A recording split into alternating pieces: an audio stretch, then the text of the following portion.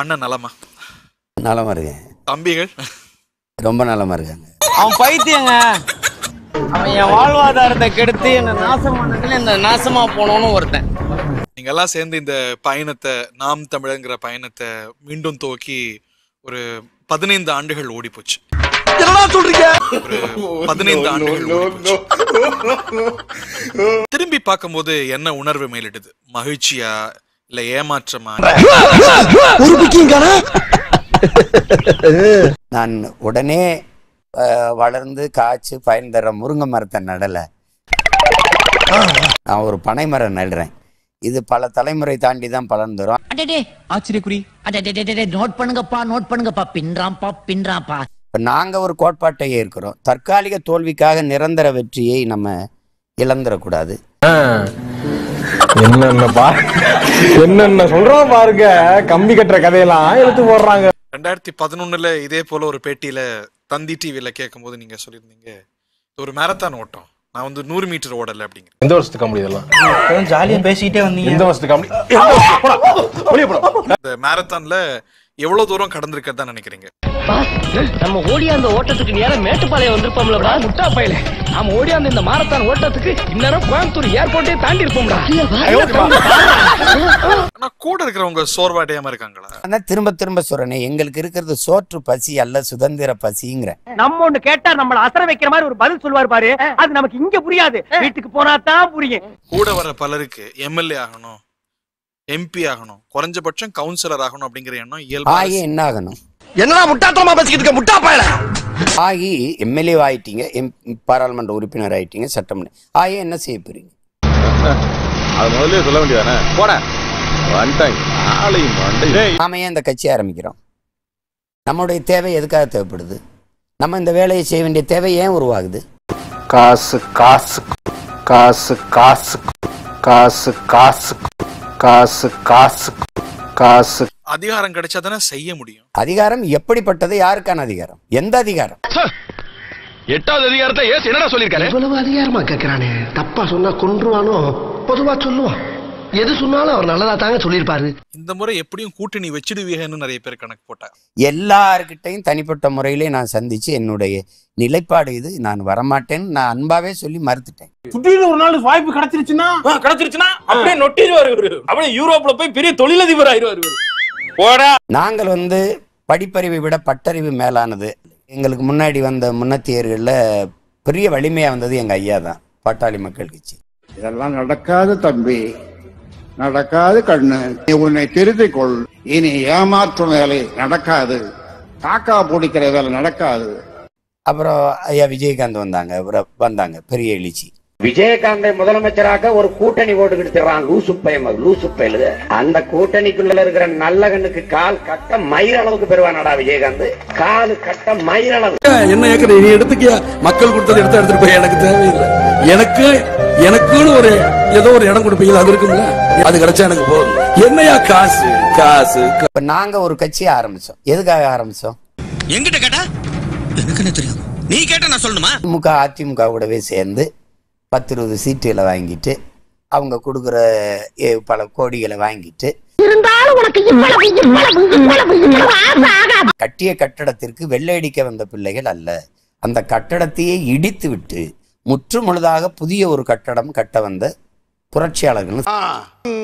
வந்து காசு கொடுப்பான். இன்னார் வரக்கூடாதுன்னு சேர்றாங்க எல்லா கூட்டணி. அதெல்லாம் ஏன் நீங்க பேசுறீங்க? என்னையா? திமுக ஒழிச்சிருவோம், திமுக வீழ்த்திடுவோம். அந்த சீன்லாம் இங்க இல்ல. வாங்க. ஆனா இந்த காவி சாயத்தை உங்க மேல தொடர்ந்து பூசுறாங்களே, அது என்னை எதிர்கொள்ள முடியாதவ எதையாவது சொல்ல வேண்டியதானே தம்பி? சங்கிங்கிற வார்த்தையை பயன்படுத்தி இருக்கிறார்.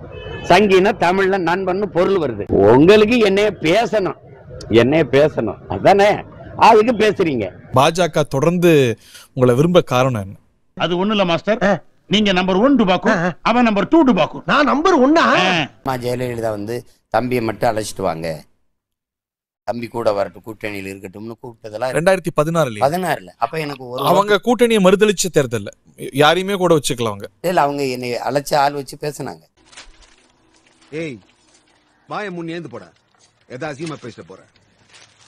ஆனா ஏதாவது என் கட்சி பிள்ளைகள் இத்தனை தேர்தல்ல இதுல இருந்து டப்புன்னு மாறி அந்த கட்சிக்கு போயிட்டாரு, திரும்ப பெற்றுட்டாரு, அப்படி ஏதாவது கேள்விப்பட்டிருக்கீங்களா? வேற கேம்ப்ல சேர்ந்த நிறைய நிர்வாகிகளும் இருக்காங்க. அது ரசாயன கெமிக்கல் என்னப்பா அது பெரிய தொல்லை. காலம் வராதப்பா. சரி சரி இருக்கட்டும். காலம் அளவானது இல்ல, நம்ம எவ்வளவு பொறுக்க முடியும். நான் தான் செய்து முடிப்பேங்கிறது இல்லை.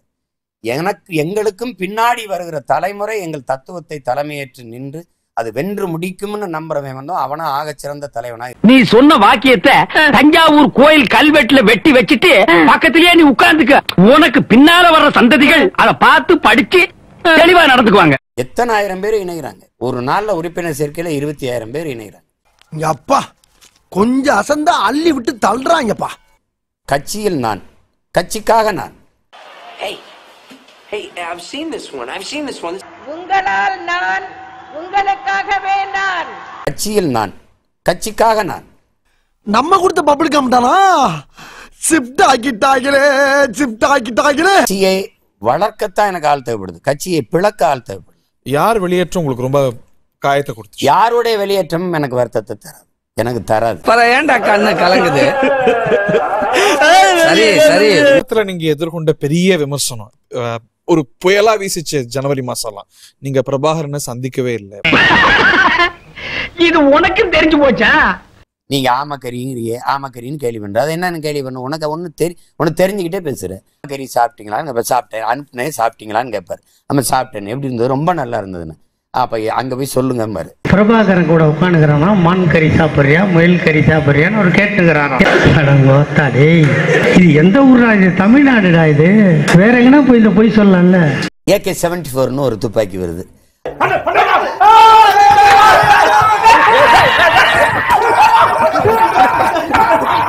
சின்னதா தான் இருக்கும் தோட்டா, இங்க ஒரு புள்ளி தான் இருக்கும். இப்ப உங்களுக்கு பட்டுச்சுன்னா நெஞ்சில புள்ளி தான் இருக்கும். ஆனா பின்னாடி பாத்தீங்கன்னா முதுகுக்கு பக்கம் எது இருக்காது, இப்படி போய் விரிஞ்சிடும். அது அந்த துப்பாக்கியினுடைய சிறப்பு.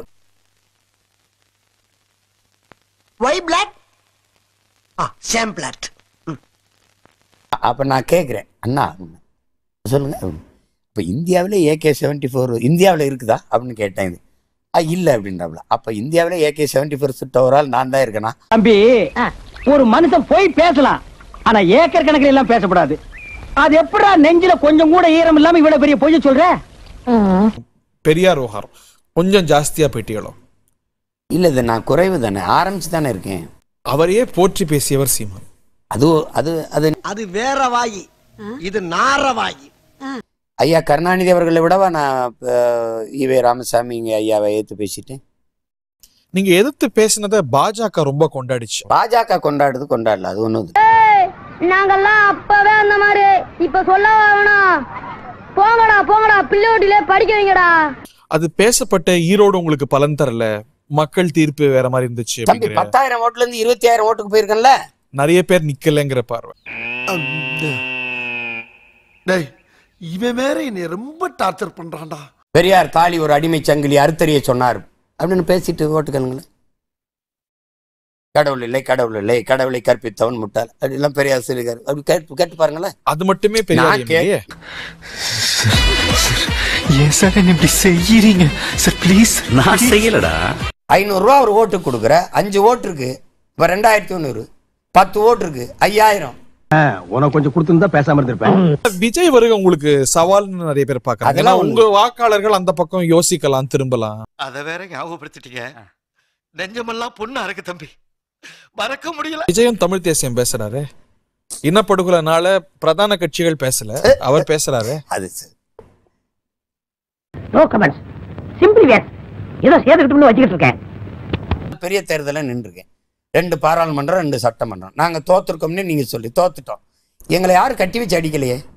இல்ல வேற யாரும் எங்க நீங்கெல்லாம் என்னடா அப்படி யாரும் கேட்கலையே. இங்க பேசிக்கிட்டு இருக்கா மேடை ஏறது போலவே அடிக்கடி நீதிமன்றம் வர போறீங்களே, அதுவும் ஒரு பெரிய சவால். அதுல உங்களுக்கு கிடைச்ச விருதுகளா தான் நீங்க பாருங்க. ஏண்டா சீமான் ஆல்கா நாய, எடகடா திரும்பி மேடையில உட்காந்து என்னை பத்தி தப்பு தப்பா என்னையும் திமுகவையும் கோத்துட்டு பேசிட்டு இருக்கிற ஆல்கா நாய, செருப்ப பிஞ்சிடும் சீமான். உனக்கு இதான் கட்டேசி உனக்கு நான் சொல்லிட்டு இருக்கிறேன். வழக்கா கூட்டிட்டு வரீங்களே, 7:30 கூட்டிட்டு வரீங்களா, அண்ணி திட்ட மாட்டாங்களா? அதெல்லாம் ரொம்ப ஆட்டம் போடுற நீ, பிரச்சனை வரக்கூடாதுன்னு பாக்குறேன். என்னைக்காவது ஒரு நாள் வசமா மாட்டுடா, நீ அன்னைக்கு வச்சுக்கிறோம். மனைவி என்ன சொன்னான்னு பாருங்க, இந்த இடத்துல போயிட்டு அதே ராத்திரியில கூட்டத்தை போட்டு என்ன பேசினீங்க வழக்கு வந்துச்சோ திருப்பி அதையே பேசுங்க. நீ வந்தது இதுக்கு தானே, தின்னுட்டு போ. பயப்படுவீங்களா அதுக்காக? உங்களுக்கு பயப்படத்தானே வேணும். ஏய்யா, நீ எல்லாம் ஒரு ஆம்பளை, உனக்கு பேரு சூனா பானா.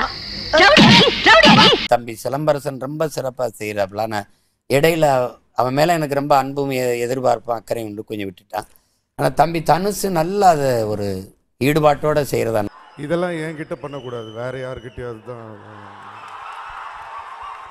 முதலமைச்சர் ஸ்டாலின் தொடங்கி அன்பா பேசுவார். நான் நிறைய தடவை பேசியிருக்கேன். இப்போ எனக்கு மயங்கி விழுந்துட்டேன் வெயில் அதிகத்தில். அப்போ நல்லா விசாரிக்கும் போது என்ன இப்படியா பண்ணுறது, சாப்பிடாம போயிட்டு இப்படியா பண்ணுறது, உடம்புக்கு எடுத்துக்க. அன்பு அன்பு தானே எல்லாமே. நமக்கு அன்பு தராங்களா, நம்ம டபுளா அன்பு திருப்பி தருவோம். நமக்கு வெறுப்பு தராங்களா, நம்ம அன்பையே திருப்பி தருவோம். நரேந்திர மோடி கிட்ட நல்ல விஷயங்கள் பாக்குறீங்களா?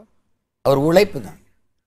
இந்த இடத்தை தொடுவதற்கு அவருடைய உழைப்புங்கிறது அசாத்தியமானது. அதை நம்ம பாராட்டி தான். அண்ணே, நமக்கு அரசியல் வேண்டாண்ணே, இது பஞ்சாயத்துடா. பஞ்சாயத்துக்கு குஞ்சா.